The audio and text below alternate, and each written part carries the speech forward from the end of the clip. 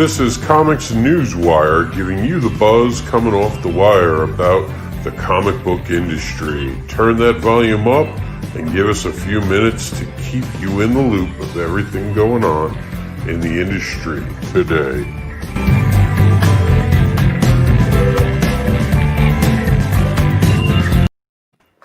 Hello, everyone. We still have news coming out. I know it's been a rough time for comic books, but the comic book industry itself is showing signs of not just life, but growth, as a lot of things are happening. I'm very excited about that. I'm going to let my good friend and co-host here, the Modin the Great, I guess, to introduce himself. I'll be right back to introduce myself. Take it away. I promise that I'm not the one that came up with that tagline. I'm not that full of myself. But anyways, my name is Michael Oden. I'm the creator and writer of Elysian Fields. Really honored to be up here and co-hosting this show with Rob. You can find me at Facebook under Michael Oden or Nine Realms Publishing on Facebook as well. And on Twitter, you can find us at Elysian Fields _0. The 0 issue of Elysian Fields is still available on IndieGoGo and is in demand currently. I don't know how much longer it's going to be up there, so be sure that you get in and get yourself a copy before time runs out.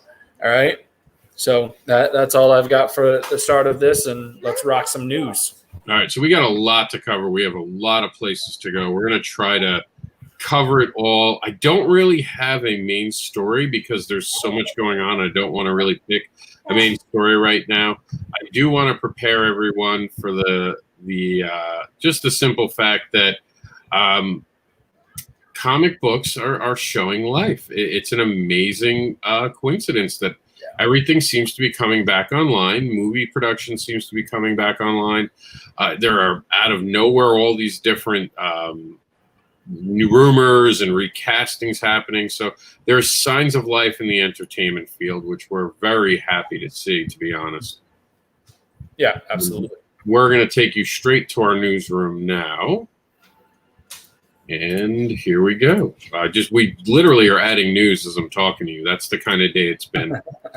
But it's so far not too much bad news, which is unlike last week's show. Last week we had a lot more bad news for you. And this is the COMiX Newsroom, which you can find directly on our site. Actually, it's right here, up right next to our site logo and banner.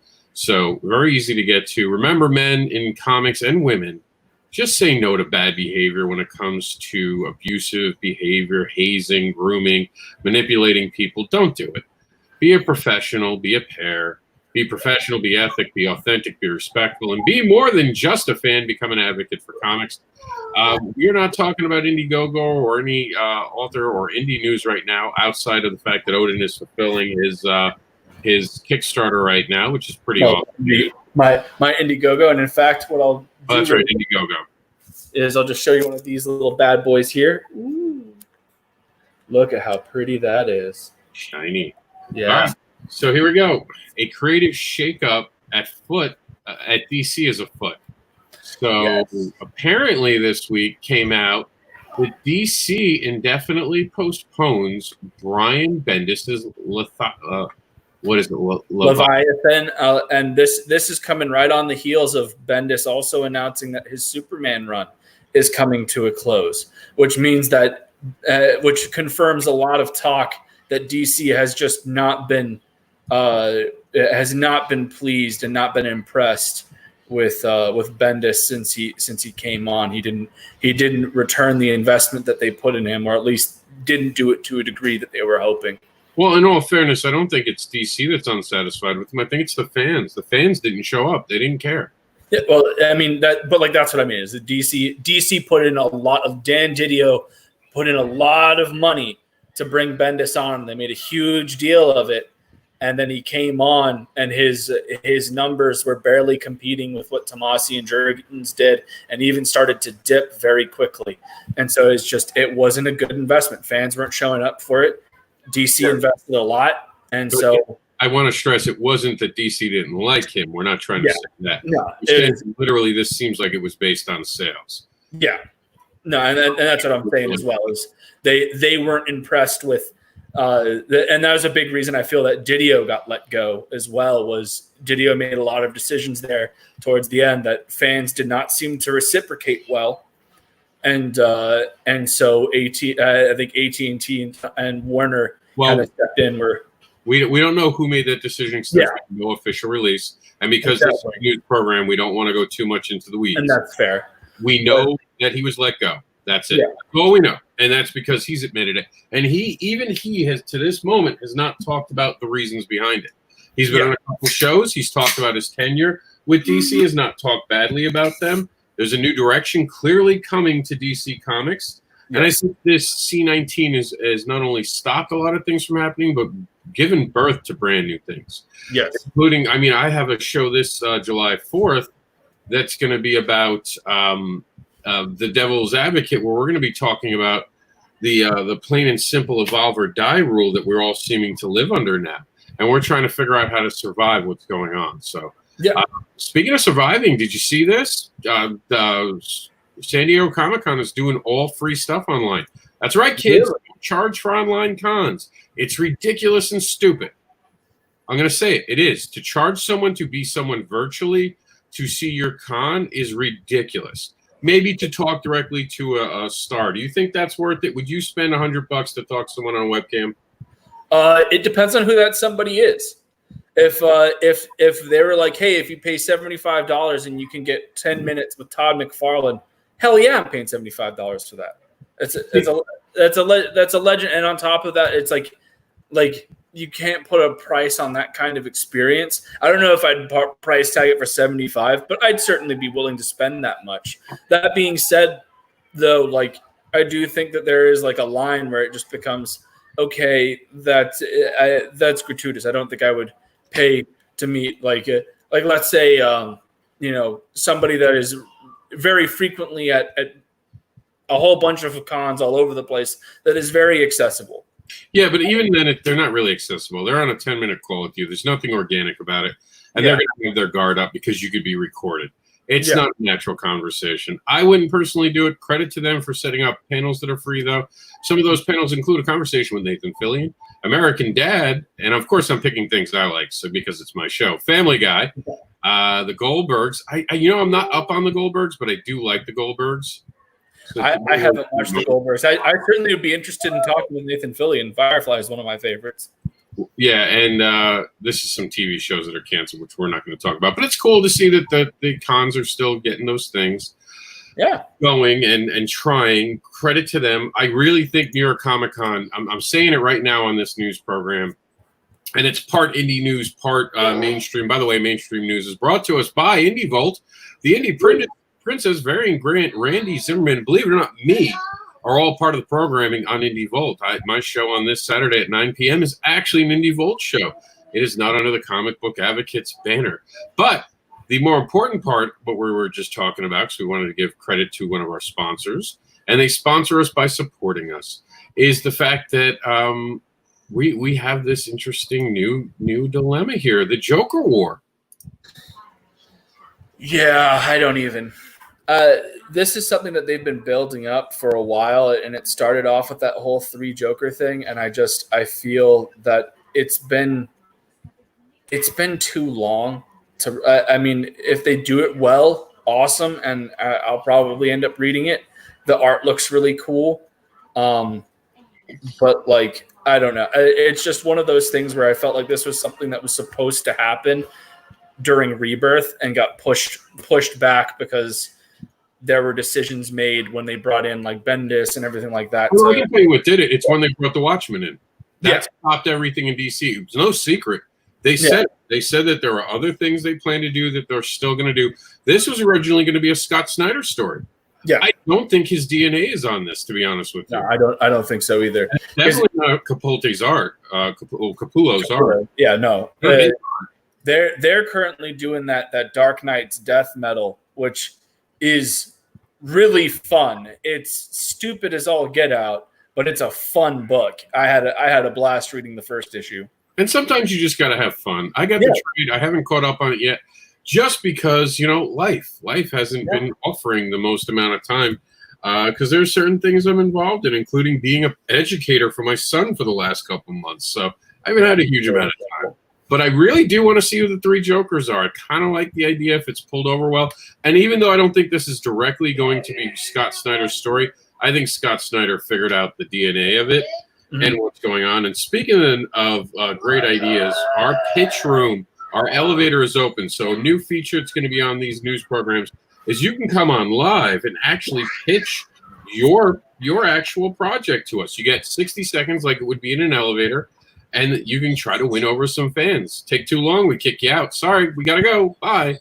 Your elevator ride's over. So, but I mean, Joker War. Do you think this is going to drum interest with Batman Joker's 80? Because I think every single time that you have a Batman Joker storyline like this, where it's a centerpiece thing, it is going to bring readers in.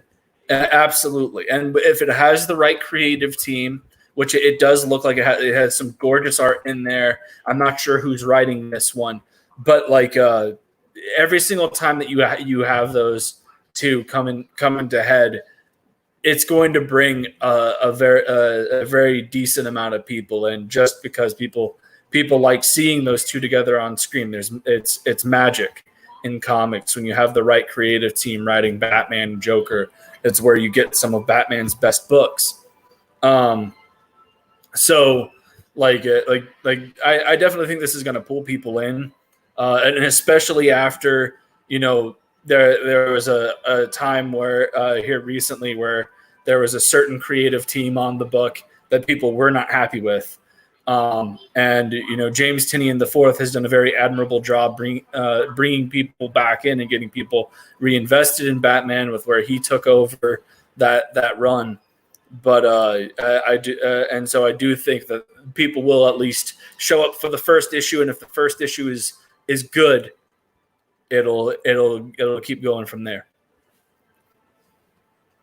I can see that. Like anything else, it's got a weird time to come out, so it might just be the boost that DC needs to bring readers back on, because everyone's going to want to know who these three Jokers are. But again, they might be suffering from the Wolverine issue. The minute everyone when Marvel told everyone who Logan was, the interest in Wolverine started to drop off. He wasn't as interesting anymore. So we'll have to see if the Weapon X effect takes place on the Joker. And that's a fair point. I hadn't even thought of that. I thought of it right away. Sometimes it's just better to never explain the character, I think. It was great? Shepard on Firefly. You were talking about Nathan Fillion before. Yeah. Never found out anything about him, and they killed him, and it blew me away. I loved it. You thought he must have worked with them. But you never knew. You never knew. He got that surgery right away. He must have been a high-profile guy. I personally think he was one of their fixers, just like from the movie. Oh, I think so as well, because he had this complete, almost as experienced and of a guy as Shepard was in that show. He was also super naive, and that was a whole big thing. Yep, it happens, but it's not what's super. Let me rephrase. What is super cool? Mainstream covering comic book publishers. That's why it made it to this side of the news instead of the indie part. They're actually talking about the publishers. So we're going to play a game. Are you ready, Mike? Yep. Do you know the publisher? Let's see which one of these publishers you've actually heard of. Okay. I'm pretty sure you'll know the first one, Antarctic Press. Yeah, I know Antarctic. That's a pretty easy one. Yeah, Peter Smetty's is. Hound Comics. Them I haven't heard of. I like it. Like going into the more indie brands is something that's new to me. But how about only I've heard of. Okay. I haven't read anything by them, but I have heard of them. I believe, yes, they have a couple mainstream IPs in them. They have Earthworm Jim here. I think that's Earthworm Jim. And, of course, they have Rick and Morty. Okay, yeah. Yeah, so they're not exactly indie. Humanoid I've heard of. See, I didn't. That one got me. That one I've heard of solely because I watch a lot of your boy Zach's videos. I've never seen your boy Zach. Why do everyone keeps calling him my boy? We don't know each other. We're not friends. That's just it's his internet, it's his YouTube handle. So like whenever he opens up a video, it's like, hey, it's he gives the title of his his page is with your boy Zach, and it's how he's always done it. And so it's just caught on. It's his personality. Brian K. Morris says, chances are DiDio is still under an NDA. We'll not get any news from him for some time. I'm sure that's somewhat true, or he just wants to work with them again. Sometimes you don't need an NDA. You just need to understand your futures at risk if you run your mouth. And that's true. There are a lot of people out there canceling themselves in comics right now, even on the indie level, by running their mouth about things they shouldn't be running their mouths about. Gary, how you doing? Good afternoon. Please be safe on the roads today. Sarah, hi. Let's play a game. Really? Will there be ropes and chains involved? All right. So back to the news. We're gonna go humanoids. I did not know. That one blew me away. Legacy Rising. Another one I didn't know. What about you? That one I haven't heard of. Okay. How about Iron Circus Comics? I've actually heard of this one. I've seen that cover before. Okay. I don't think I've heard the name, but I've definitely seen that banner before. No Brow. Now this one kind of looks interesting. It takes me back to some of the older, back to the comics, the underground comics type of style. Yeah. I'm kind of digging them. This one I think is just a bad name. I'm not trying to pick on anyone. And so they have the Phantom right now. Yeah, but I mean, every time I look at it, I know it doesn't say it. I understand. I own completely. This is where my dyslexic mind goes. Every time I see that, my mind thinks it's Herpes Press. I can't help myself, and it's the dyslexia, I'm sure. But all I see is Herpes Press. But I do see the shadow. I'll be honest with you. They've got the Phantom. The Phantom, yeah. I'll be honest with you. I like the Phantom movie. I think that the Billy Zane film has a lot of good stuff in it. It's got fantastic design.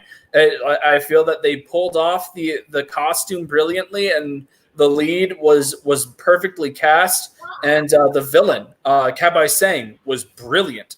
I just feel like there were some other issues with some of the smaller plots of the film, but I had a blast with it. It's one of those films that I watched all the time growing up. That and the 1994 Alec Baldwin The Shadow is one of my favorites. Ew, Sarah, don't press the herpes. No, Sarah, no. Get the cream out. That's what you do.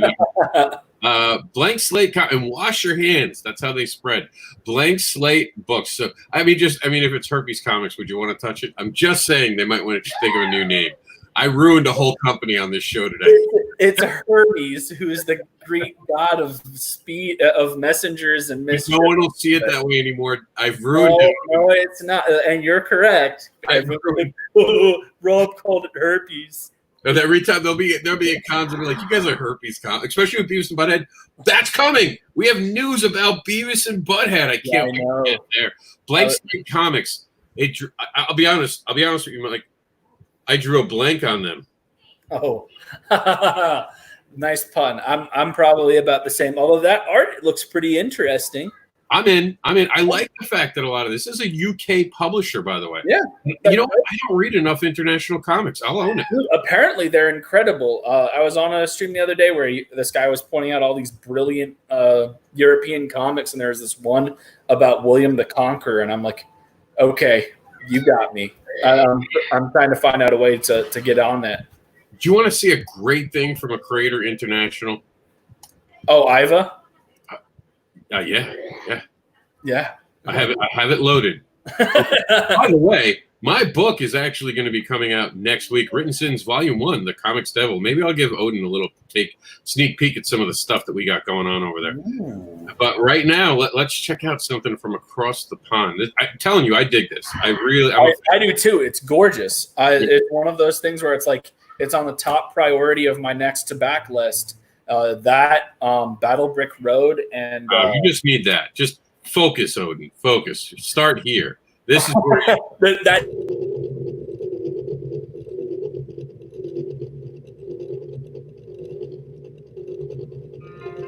Iva is a cyberpunk comic book series based on a love of 80s sci-fi and fantasy fiction.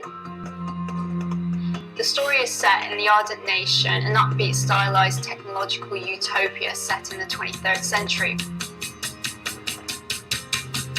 However, all is not what it seems. Individuality and privacy are rare commodities that only the governing elite are privileged to. So imagine, if you will, social media becoming the governing body of a surviving nation. Everything about you and what you do since the day you were born is automatically streamed onto your timeline. This is then monitored by a totalitarian regime known as Mainframe. Mainframe's prime directive is to compete for technological advancement and for survival in a post-apocalyptic world. In the spirit of fighting cyber-terrorism, people of the Ardent Nation are kept on a short leash through the use of surveillance implants. And you guys are going to have to check out the rest of that amazing project now on IndieGoGo, which you can find on our site and in our news thing. And I'll even do you a favor. I'll put our link to our news right in the chat right now so you guys can go there. It's in our crowdfunding section. What do you think of that? How could you not have backed that already? What are you waiting for, Odin? What I'm waiting for is more money. The only money that I have right now is essentially to pay bills and to ship out these books. Truth. Like the moment that I have the spending money, I'll do it. I lucked out a while ago. I like the last week I finally had a little bit to spend, so I backed a few books, but they had been on my thing for a while, and their campaigns were ending really quickly, and I was like, I need to get in on this. I'm telling you, man, I'm going broke by backing all these amazing projects. Dude, it's crazy. There's so much stuff coming out. It's insane. There's just so much talent, and I think that's probably the best thing that has happened for this indie industry during this pandemic is when mainstream went pencils down, indie went pencils up and freaking just started knocking out new content, and everything has just been incredible so far. Yeah. And the cool thing about this NBM, I've never heard of NBM. It sounds like something of a bowel movement. Yeah, yes. And I was like, is this a bowel movement? Like, I actually, because I looked it up at first, and there's like apparently some internet slang they aren't aware of. They just aren't aware of. So I had to put in NBM Comics. A little tip if you guys are looking for them. Put in NBM Comics. But it's exciting because it's the first ever graphic novel publisher. What do you think of that? The publisher just doing graphic novels. It's interesting. I think that there's a genuine market for that. I know that I had one or two people that backed my book that were effectively like, I don't like they threw money at the book, but they were like, I'm going to wait until you have a larger collection of story because I don't like the whole 25-page model. I like having like close to 100 to 200 pages, so I have a lot of story to get through. So I feel like I'm reading like I like there to be a little bit more weight on it. And it's interesting because I've actually seen a lot of that. There's a reason why there's a massive market for trade papers. Trade paperbacks. And Image capitalizes on that really well by having all of their trade papers for an ongoing series. The first volume is $9.99, yeah. Which is I think is genius. I do genuinely think that that's a smart call. And if you get the right people going into it and making these really high quality graphic novels. Yeah, but Sarah says bowel movements and herpes. Look, I can't help what these things look like. This is the dyslexic mind. And you'll notice on Thursday's show, I get to show my fandom. A lot of times I can't wear shirts that have like my fan choices because I'm supposed to be, backing comics and all that. But today I get to let loose. So every week you're going to see a cool shirt. I'll do my Batman today. Cyberpunk 2077 getting a comic book series tie-in before launch. For those who don't know, Cyberpunk 2077 is going to be a multi-platform game. Yes. First-person shooter done by CD Projekt Red.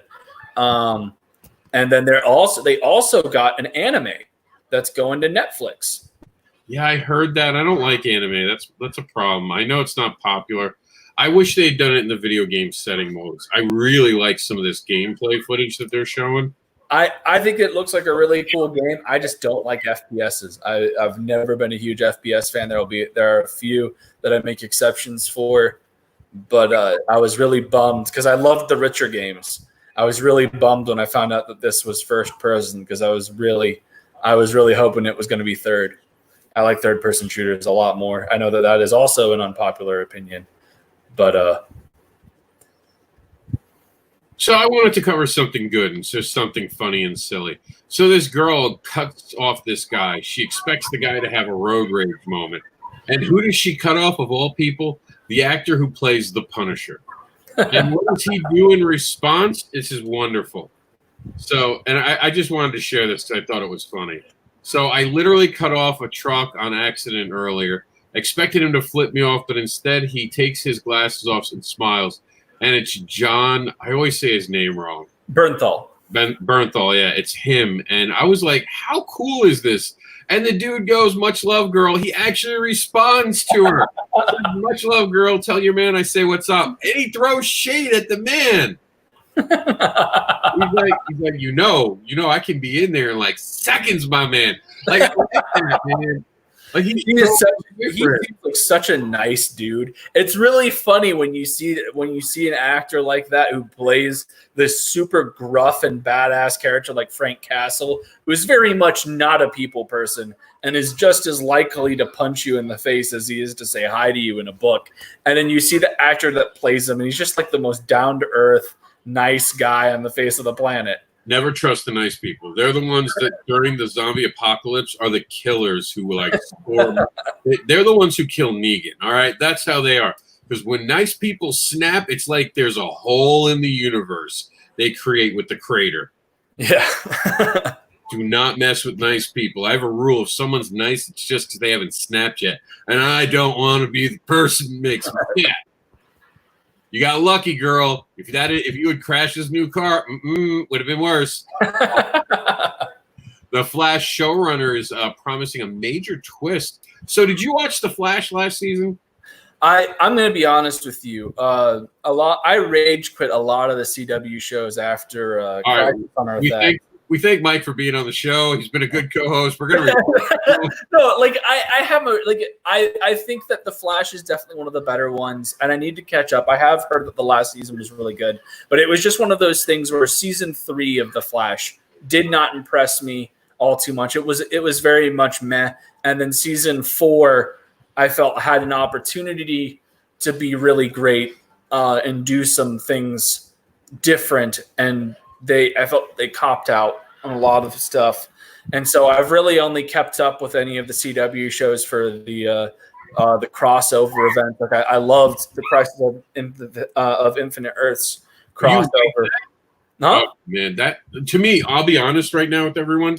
I watched The Flash last season. I watched the Infinity crossover. It screwed up the Arrow shows. The Arrowverse shows after it have a different feel. They're not the same. The writing is wacky. It's not. That's what I hear. No, I have actively heard that. Even Legend. I liked the crossover itself, and that's all I can say. You like the ending of the crossover? That was like the simplest patty cake moment ending of a crossover ever. The ending wasn't great, but it had so much great stuff in it that I could like forgive that. I thought that I liked the idea of Oliver being the one that creates the new universe that's united. I thought that was really cool. Brendan Routh's performance as Kingdom Come Superman was like the best part of that crossover. I'll be honest. I don't like any of it after. I agree with you. After that, when they get off, if you watch Legends, there's great moments, and that's what it is. It's become great moments. But I'm still going to tune in next season because for anyone watching, close your ears. Close your ears. I don't want to spoil something for you. This is pretty big. I don't care. You can go on ahead with me. I think we have a multiverse Flash in our thing, and I don't think the multiverse is dead. I think we're seeing a different Barry Allen because they keep talking about the fact that he's not acting like this one, and the actor is playing the Flash a lot differently. This is a more aggravated Flash. As a matter of fact, I think this is the Flash that he was going against when he was going against the what was his name when he was in the Avatar? Yeah, I think this is him. Oh, I mean that would be interesting. That'd be an interesting thing to do.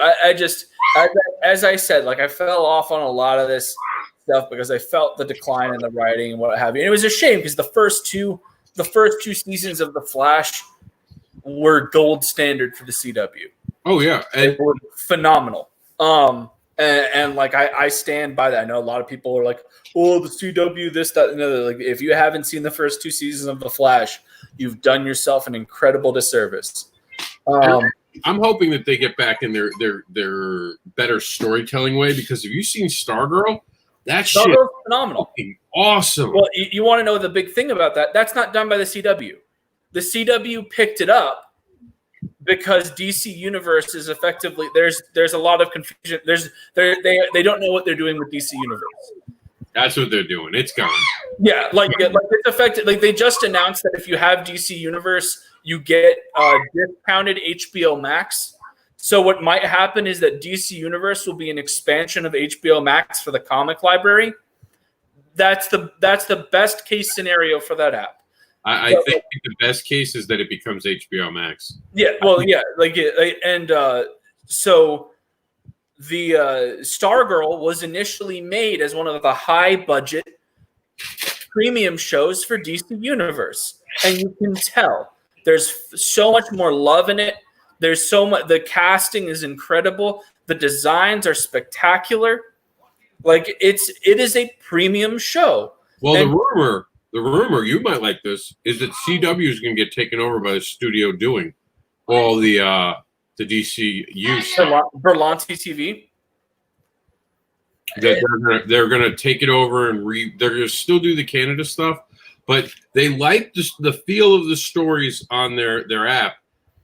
Yeah, they liked how it was going. They liked it so much they want to put it on CW now, because CW is willing to pay more now because they're starting to see money in the revenue over the years. So they're trying to. Plus, I think CW is somehow now owned through AT&T. AT&T. Yeah, because AT&T. If I can talk, AT&T acquired Warner Brothers. Time Warner Entertainment owns CW. Mm-hmm. And so AT&T has been, from what I can tell, and obviously this is there are no official statements, but AT&T is the force behind a lot of stuff that's been going on with DC lately. That's why the Snyder Cut happened. Is because AT&T is pushing it. There's a lot of. We didn't have it on the show, but Ben Affleck signed a contract. Yeah, like Ben's coming back. I guarantee you, they're making his movie a miniseries for HBO Max. That's the word. The word is we're going to get a miniseries of him versus Deathstroke. Yeah, and that's and I think that if Snyder's universe continues, it'll be on HBO Max as series, and I think that's the greatest thing that could happen, because Snyder wants to throw so much into those things that he can't pace it. But if you have it in a show and you have it split up, like they're talking that the Justice League Snyder Cut is going to be broken up into 6 parts. Yeah. I think that's the best thing that could happen for that movie. I was surprised how much film they had recorded. They already have almost 4 hours of film, and they're doing more shoots. Yeah. And everyone so far is either interested or already on board, except for I did hear, and we're not going to go deep into it, but I did hear there's a little bit of a shakeup over one of the actors. And if it pans out to be more, we'll probably be covering it next week. Mm-hmm. This is something we decided to pass on this week, but there might be some trouble with the actor behind Cyborg. You guys are going to have to tune in next week as we cover that deeper. Well, because we want to see how it pans out right now. Snyder was not indicted in that, right? No. The only person that was talked about was Joss Whedon, Jeff Johns, and Joe Berg. And all of them are effectively off from what we can understand, the future. Yeah. The only one that might still be connected is Jeff Johns, because I do think Jeff Johns, they have announced that Jeff Johns is producing a Green Lantern show for HBO Max for the Green Lantern Corps. And I do think that if the Snyder DC exists, is going to be maintained on the HBO Max, which will all be dependent on how the Snyder Cut is received and how much money it brings in. I think that Green Lantern show by Jeff Johns will exist in Snyder's universe, because Snyder does plan on introducing the Green Lanterns in his cut. Yeah, but I think Snyder got hired by AT&T and has been given green light to do whatever the fuck he wants. Effectively, like I know that Warner Brothers is trying to. It has been stalling a few things. Like they won't give Cavill a solo standalone film until AT&T tells them that they need to do it. That's why they've only hired him to do cameos in other films. But once the Snyder Cut comes out and if it's received very well, like how they're anticipating and brings in the money, AT&T is going to be like, you're giving Cavill a solo film, and they'll have to do it because they're owned by them. Well, we got to move on. We're going to, I don't know if you know this, there's been a major change to Galactus, the Planet Eater. The big change, spoilers in 3, 2, 1. Turns out Galactus was a herald. He was actually a herald for someone else. This new guy in the universe who's causing some problems is what's that? The Black Winter. Yeah. He is. He's been messing up with the universe. He was teaming up with Thor, and found out Galactus. He's apparently a hired stooge of this Black Winter guy. Dude, Donny Cates' Thor run has been really good. I need to catch up. I'm not up at this point. I've seen this spoiler, so it's not a big deal to me. But everything that I've read from Donny Cates' Thor run so far has been really, really cool. But just the way Galactus is his bitch. Yeah. I mean, that's a great way to make a villain imposing. Yep. And make him so weakened that this guy is literally his daddy. Like, he's the boss. Yeah. He's like, listen, Junior, I sent you here not to eat on some planets. You're making these silver guys out here and all these weirdos. You're my herald. Get back to work. Yeah. I thought that was pretty interesting. I thought that was worthy of it. Dark Horse Comics. Now, we don't want to talk a lot about this. We just want to acknowledge it on the show, so we're now going to open up. Dark Horse Comics, Mike Miganella. I mean, thank you. It's been said all week, and I don't know why my mind can't get it. Response to new allegations against Scott. Oh, man, it's just a mess. We keep seeing these coming out. It's getting bad. We found out on IndieVolt, actually, the other day, there's something called love bombing. And I'd heard a reference to this years ago, and it used to be a good thing, and now it's a bad thing. So here's the thing, guys, and this is breaking news. And here, I'll even go get you my I made a special banner just for breaking news. So let's see. I'm wearing the comics news section. Oh, it's not in this one. All right, give me a second. I'm going to find it. I'm going to get my breaking news thing. This is taking way too long already. So I'm going to start telling you about it. So basically, the love bomb is when you're trying to use positive stuff to encourage a person to somehow groom or mold them. I don't know what to say about that. That just sounds like friendship. So, this is breaking. To me, it's like, I know that the big thing that had happened in regards to this recently as well was the Sean Gordon Murphy Mags Masaccio. And we're not going to go into that one because a lot of that hasn't been proven yet. That's why we're deliberately saying.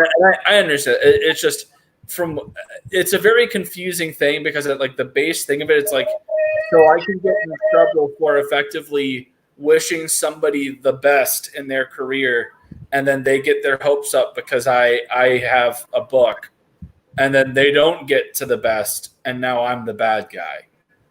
It's just ridiculous. But if you guys hear love bomb, that's what it is. Stay away from it. It's just a lot of people trying to make them, and we're seeing this right now. It's a weird time in comics. You have a lot of people who are trying to become relevant who don't deserve to be relevant, so they just haven't earned it, so they're trying to tear other people down. You have people now being removed, and instead of going out and trying to figure out why they're going out, they're trying to drag people with them on their way out. And we're seeing real shit that's been around the industry finally getting called out. We're in a flux in every aspect of our industry. Everything is changing. Behave yourself, be a good person. And if you're going to accuse someone, you better have the receipts, kids, because you're going to wind up canceling yourself if you're throwing around things. That's why I won't talk about things that I haven't fully investigated. And the Mags thing, from what I'm hearing, is there's pushback that some of the stuff she's throwing around potentially is just to harm people now. Yeah. And we're not going to go into that. I'm not going to be party to someone who's just trying to ruin careers now because they have an axe to grind them. Nothing against anyone involved. Until I can verify and see verified stuff, and it feels more like it's settled, I won't be covering that on our news programs. But what I will cover, and I'll ask for now, is a moment of silence as designer Milton Glaser, I believe I'm saying his name right, creator of I Heart New York and DC Comics logo, has died at the age of 91. So if we could just have a moment of silence, I'd appreciate it. And it's sad. We're starting to lose a lot of our legends in this year. Yeah, we lost. I'm blanking on his name last week. The inker. I want to say Sam, but it's not Sam. I know who you're talking about. We actually said it on the show as well. But this week we saw 3 people die. Some of them being in the indie, and because this isn't the show, and I haven't heard causes. Sometimes I wait to hear about causes of death before we announce, because you never know. Yeah, if it's something like really messed up, it'll. Yeah. Yeah, you don't want to get involved in it. Now, we do have this black and white Harley Quinn thing coming out. I think that DC needs to lay off Harley for a little bit. I understand that that she's a very popular character, but I feel like they're stretching her very thin. Like I really liked the Harley Quinn show. I wasn't expecting to. It didn't seem like it was going to be my cup of tea, but it turned out to be fantastic. And I understand the idea. Like the whole reason why they're doing this is because of the success of the Batman Black and White, where they brought in, like, you had all these prolific writers coming in to do a one-shot Batman story, and it's a cool idea. And I think that doing that for side characters in the Batman universe is a cool plan. But I do think that they're pushing the Harley button a bit too much, and it does feel like they're kind of trying to make her DC's Lady Deadpool. Like, it's just money. It's hunger for money. And I get that, but like there comes a point where you all there's you have to assure quality as well. And that show wasn't quality. I know you said you liked it, but it curses just to curse. And I'm a foul mouth. I'm a dirty pot. That is my one gripe with it. Is I swear like a sailor. I was in the infantry for 6 years. All we did was swear and complain about stuff. So like I get that, but I also, when it comes down to writing and what have you, I adhere to Gene Wilder put it the best when he was asked why he stopped acting. He had said that there came a point where he'd come across scripts and he's like, I have no problem cursing, but when a curse word should act as a punctuation, it should have weight. And when you have it as literally every other word in a sentence of dialogue, you've stripped it of that. Yeah, I mean, it's just using it to use it. It's glorifying cursing, and I like Dennis Leary. Dennis Leary's a master with curses, and like you were saying, it's knowing when to curse and knowing when not to curse. And to give a lot of credit, Kevin Smith, he knows when those curses will land. Yeah. And did you see this Brooklyn Nine-Nine thing? Yeah, I did. I don't know how I love Brooklyn Nine-Nine. I have a great time with the show. I figured that they were going to hit some rough patches going into this next season, given everything that's going on. But like outside of that, like I mean, it's just a really rough time, and you know, it's one of those things where being a cop in the country right now is a very controversial profession, because there are plenty of officers that are just trying to do their jobs and do it the best in their ability. But the unfortunate fact of the matter is there's also a lot that is going on that's bad. And so I figured that this show was going to have some issues going into season 8.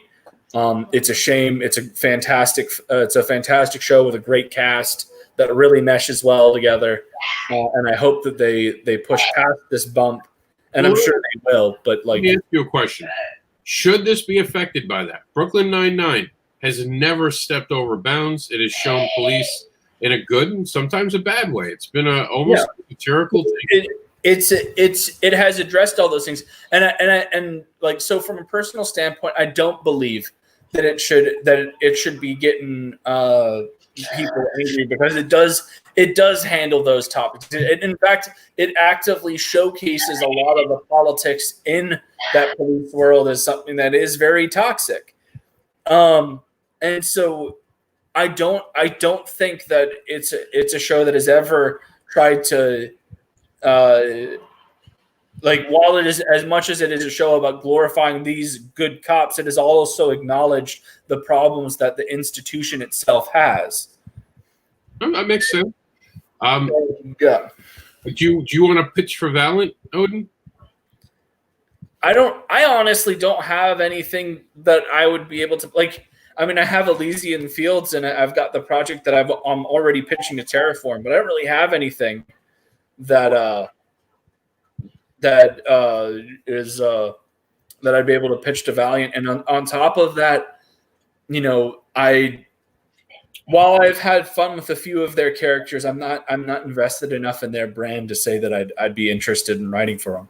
Well, the big news is this is the first time we've heard from them since the pencil's down. Yeah. So apparently they're trying to make a comeback, and you gotta feel bad for them. Bloodshot was bled to death by COVID-19. Yeah. Like they started making money when it was released, and then it just went away. And you know what killed them? I mean, I don't mean to smile. It's not funny, but it is funny. Trolls beat them. Yeah. Trolls coming out. Trolls 2 coming out caused them to lose money. Come on, that's kind of funny. Well, it's a whole thing that goes like I haven't seen the Bloodshot movie, but I have a lot of friends that have seen it that are avid fans of the comics. Like, it's not bad. It does a very admirable job of bringing the source material to life. But like, again, it's one of those things where you got to make sure that, because if Bloodshot was a mind-blowingly good movie, it wouldn't have done that. Like if they had invested in the right screenwriters and this, that, and the other and they had gotten everything squared up to knock it out of the park, because there are ways for you to do that. Yeah. And I don't feel like they would have had this problem, but it was very clear I felt that they rushed production. Like Bloodshot started filming less than a year ago, and then it came out. Well, that could also just be a budget thing. Sometimes on tighter budgets, they can't spend more time out. Yeah, and I realize that it's one of those things where if you're going to make a movie that you're hoping is going to bring you the money that effectively the Marvel money, even from like phase 1 or 2, you need to be throwing in as much as you can to make sure that the production is top tier quality. Okay, finish. We're good. I'm actually more excited about this. Yeah, I've never actually seen or read Monte Cristo. Everyone has always said how great it is. I like that a comic book's coming out because I could finally get into it. The Count of Monte Cristo is one of my favorite books. Are they making it sci-fi? It almost looks like they're making it sci-fi. It looks like they're going to update it a little bit, add some... It does say reimagining. Yeah. So this is not going to be the exact book that we're expecting. And guess what this is from? Humanoids. That's right. Remember we talked about them just a little while ago? Yeah. So now that I was amazed because I was like, how often do you do that? You find a publisher in this, look for these people, and just 3 days later, something like this comes out. Who do they have writing it? Does it say? Let's see. Actually, let's see. Trying to look. Mark Wade is Humanoid's publisher. Yeah, that's why I know about it, is because again, the YouTuber formerly known as Diversity in Comics has talked at length at a bunch of the Humanoids products and has not been impressed. I haven't to read any of them, but who do we have as the creative team here? We have Wade's the publisher. Yeah, Wade's the publisher, but I'm not seeing where he's announcing. They don't have any of their creative team up, which to me is not a great sign. I feel like if you're going to be doing a reimagining of the Count of Monte Cristo, you need to bring in some big freaking names. No, wait. The Count will be the first work of Mustafa. Does not give me a last name. Mother Panic. He has done some good stuff here. Yeah. I mean, I'll give it a check out. Like, because Mother Panic was really cool. I didn't finish the entire series, but the issues that I read were really entertaining. I had a fun time with it. Yeah, and it's a 3-book deal. You wouldn't be able to. The Count of Monte Cristo is a very long book, but you wouldn't be able to make like a full-on series out of it. Three issues sounds about right. And it's going to have some film directors, I guess, overlooking along with Brian Michael Bendis. I wonder if Brian Michael Bendis showing up with his old friend Mark Waid is the reason that suddenly he's cooling at DC because he's starting to step out and be part of something else. He was a very big part of that 5G initiative. Yeah, that did they're canning it. They're not canning it. They're doing something worse. Having a project canned is bad. Having it made into a webcomic that's going to be 1/10 the size it was supposed to be. So basically, whatever art we have done, we're going to use, and then we're going to give it an ending and calling it an Elseworld story. If heaven forbid someone likes it, maybe we'll do it again. But basically, we just don't want to throw shit away. Yeah, like I mean, they really. I don't blame them for going that route. Everything that was announced for 5G, with the exception of 1 or 2 things, was literally met with fan backlash. Everyone was like, "Why are you doing this? This sounds awful. Why are you doing this?" Wait a minute, New Warriors? Oh, sorry. That's Marvel. That's Marvel. Sorry. And that's a whole other bag of cats. No, another canceled bag of cats, the rumor is. Really? That's fantastic. That makes me happy because that thing should never have. Because it should be out. It should have been out by now. This was the month it was coming out. Yeah. I don't pun, by the way. I was not making fun. That was not a pun, the coming out thing. I want to be clear because I don't want anyone saying that was a cheap shot. I do not take those cheap shots. Yeah. I meant literally it was scheduled to be out between June and July. It's not here. It's not here, and it's probably not coming here. There was no positive response to that thing. Yeah. That's a COVID rug. We're going to call everything that everyone didn't really want to do anymore. It's gone under the COVID road. You know that show we were going to do that we hated, but we had a contract? Oops, COVID road, contract wore out. Yeah. It's a smart. I think that has actually allowed for a lot of companies in the mainstream to do some pivots. Because it's like, okay, well, we had this project that we were going to do, but nobody seemed to care about it. Let's just the pandemic happened. We can't afford to do it. So, all right. Did you see this? I have seen. I saw that you posted it. I haven't watched the trailer yet. I love me some Charlize Theron. But Netflix is on fire. I don't know where they're getting the money. They boomed during the pandemic. They trounced Disney Plus. During the pandemic, Netflix released a whole bunch of more premium content, and their stock price jumped. They went big during pandemic. The COVID just freaking did them all the favors because it sucks because Disney Plus was going to be hitting their stride this summer at the release of all these MCU premium shows. But all of those have now been pushed back because production had to be stalled due to COVID. And then during COVID, everyone had already watched everything that was on Disney Plus. So people stopped doing that and went back to Netflix, went back to Hulu, went back to Prime. So all of these other streaming services have been doing really well. And then HBO Max offers a massive catalog as well. It's just, Disney Plus is actually, it's interesting because everyone thought that Disney Plus was going to become this massive titan that kicked out a lot of competition. Oh, give them time. There's going to be someone who comes along too and starts combining these into bundles. You're starting to see it. Disney's trying to do it with Hulu now. They've done that since the beginning. No, like if you had a Verizon contract, you can do a deal with Hulu Hulu Plus, Disney Plus, and ESPN Plus rolled into one $12.99 a month. Yeah, so I mean, there's packaging coming. Yeah, so don't count anyone out yet. It's way too.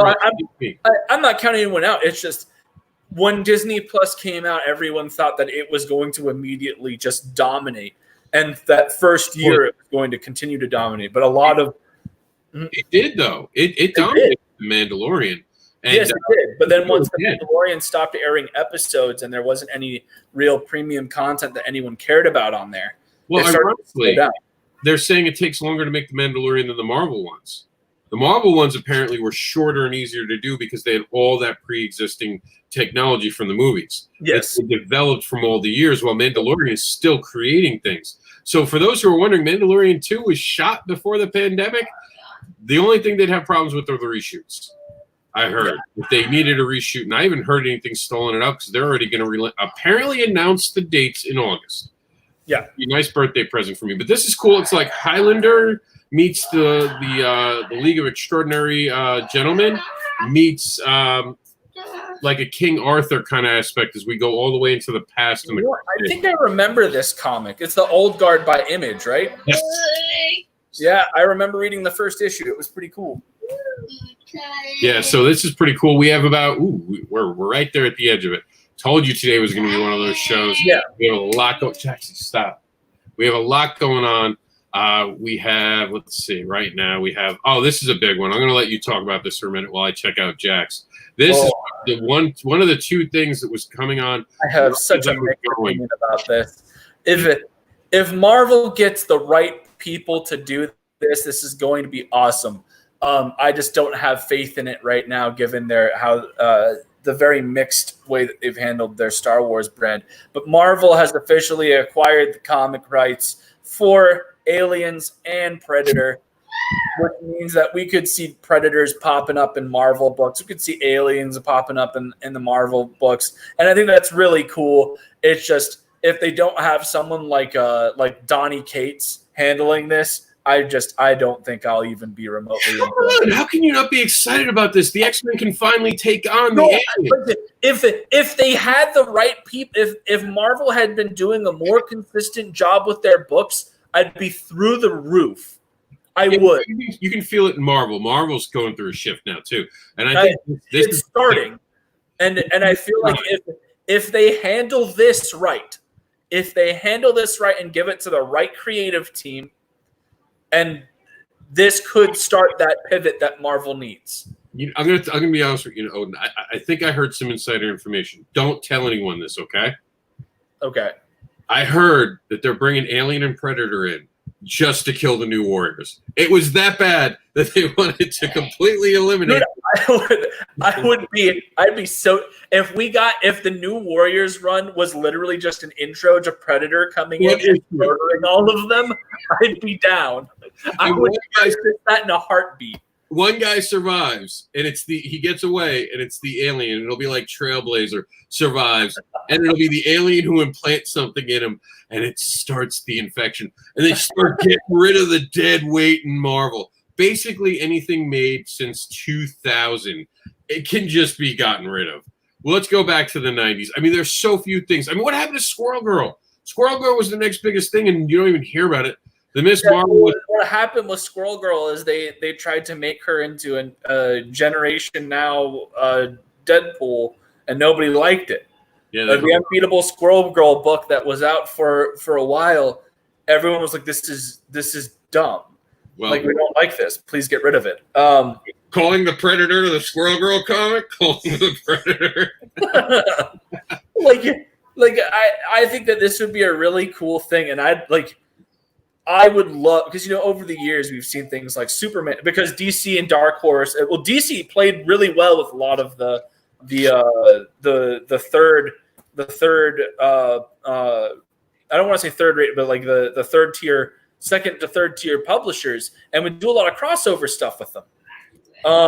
So you had Batman versus Predator, you had Superman versus Predator, Superman and Batman versus Predator and Aliens, stuff like that.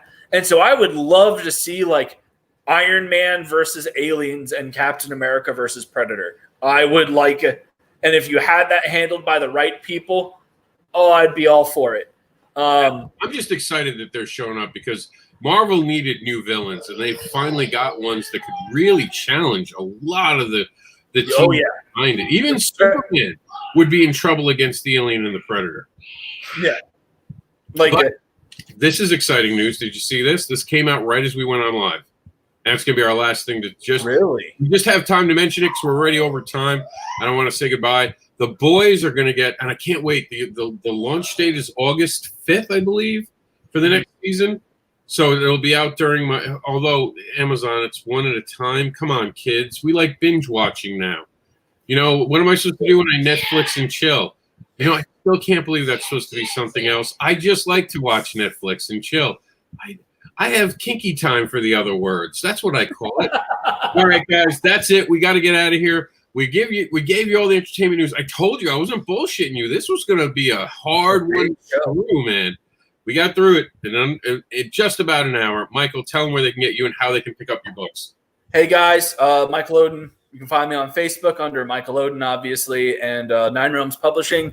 You can also find me on Twitter at ElysianFields_0. Books are still available on IndieGoGo. We're in demand. Don't know how much longer that'll be, so get on there. Help us get to 10K for the love of goodness. We're at 8K right now. I would love to get to 10K. The hollow foils are in limited supply, so get those as soon as you can.